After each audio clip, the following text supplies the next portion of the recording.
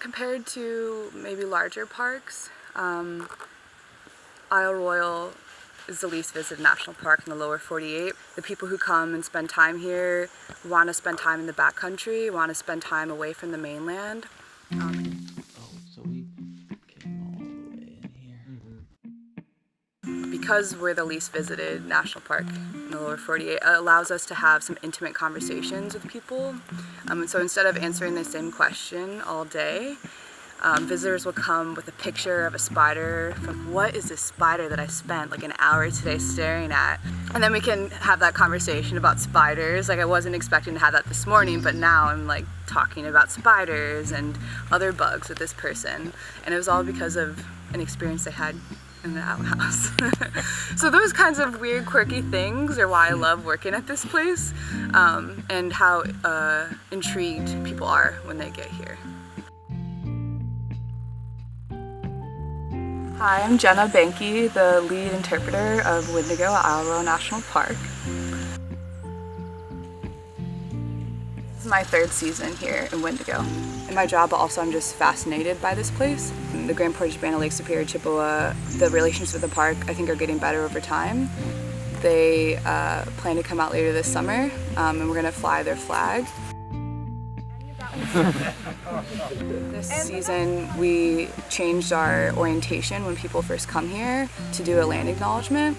So that's, I think, the first time the park has officially done that, which I think is really important.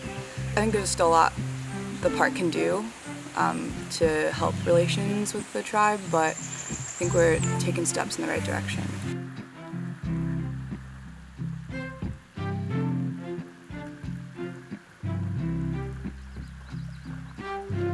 Folks who do Moose Watch, I think, have the ultimate Isle Royale experience because they're bushwhacking and treasure hunting, really, and they're contributing to the longest predator-prey study in the world.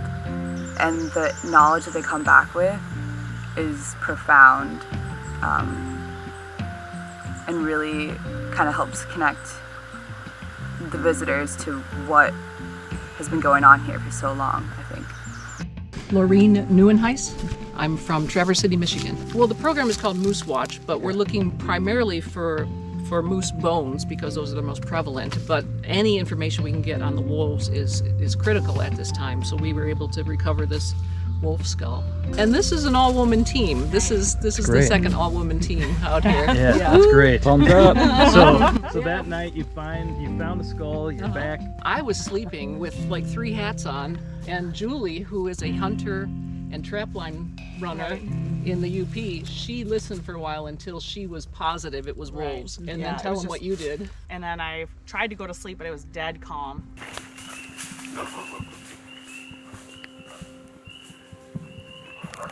And I could hear just slow branches breaking, just slow, deliberate steps. It definitely was not a moose because we hear moose so often, like they trample through our camp. I was like, okay, that feels way too deliberate, way too intentional. So then we at least started a conversation about 2 a.m.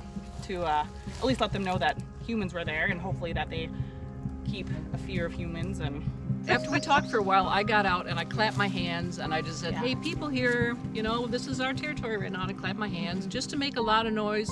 But I wanted to, just alert them in a very loud way that we were there. Nice. And to be safe. I wanted everyone to be safe.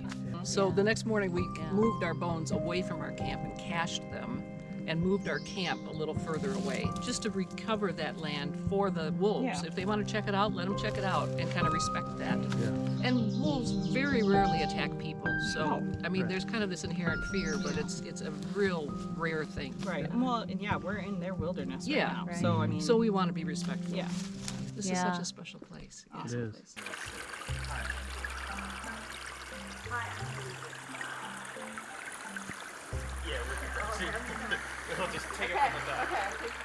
Hi, I'm Haley Boone. I'm a PhD student at SUNY ESF, State University of New York, College of Environmental Science and Forestry.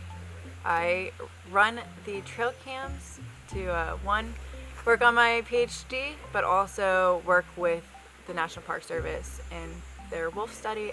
My mileage ranges from about 15 to 22 miles a day going around checking cameras. It's a very isolated island, and it's either boat or by foot.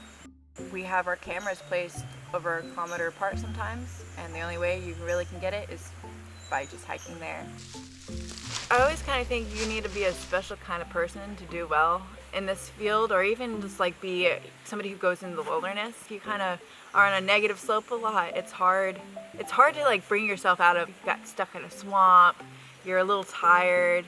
One of the more humbling things I love about this job is I might be cussing in one moment, and then I'll turn like a corner and I see like a beautiful landscape, or I see like a really cool run into a moose, and then you're like, this is amazing. This is where I get to work. Yesterday I had a very kind of grueling day, and I opened and I saw a vista of the whole island. I was like, this is so amazing that I get to work here and I get to be a little intimate with these animals, and I know kind of what's going on. It's a really great feeling. So this was my last camera set. All winter? This is All a winter's winter. worth of Yeah, so photographs? there's over 6,000 photos on this one SD card. From Here the we're just two bulls? What we're was looking that? at two bulls fighting. What? No way. And then we can take it a step further, upload it, and then figure out what is their like relative abundance, or like what is their overall use in this area compared to all other 156 areas. We also have techs and other students working on collecting scat, so wolf poop, if you will, where we can get genetic information from it. So they're also looking at signs of wolves. So do they see paw prints? But then we seen that track on the beach shortly after. Yeah, so we had a track in the morning. yeah, Yeah. a smaller one, but there's a track. So Yeah, no doubt. We started introducing wolves back in 2018. The skull that was found, we still need to do genetic work on it to kind of verify who exactly it was. Hopefully, one way or another, if not DNA will be definitive. They'll figure out what collar belonged to what wolf, and if this wolf wore that collar. Yeah. There's science coming out that this wolf already put puppies onto this island, so their genetic information has already spread to some younger generations who were first born here. The wolf that may have passed definitely did that, and for me as a scientist, even like in a more intimate, like that makes me so happy, and I'm so happy that these pups are doing really well. A tricky thing being a park ranger, everyone thinks you know everything, but you don't have to. It's more important to know where the resources are to find the answers. I've made it a point to take the time to hike. I've almost hiked all the trails on the island.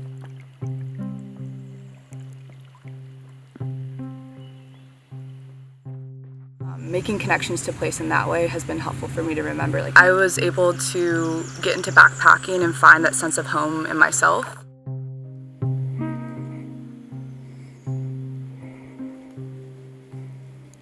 And then over time, you know, finding my secret little spots that I really enjoy on the island.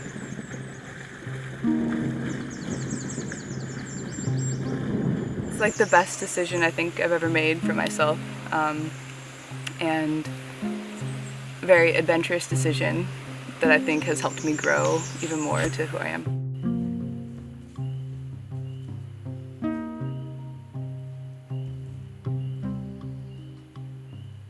This park is really special, and I volunteered at some other parks, and the community, the working community, and the visitation, the people who come here, really make this my favorite place to work.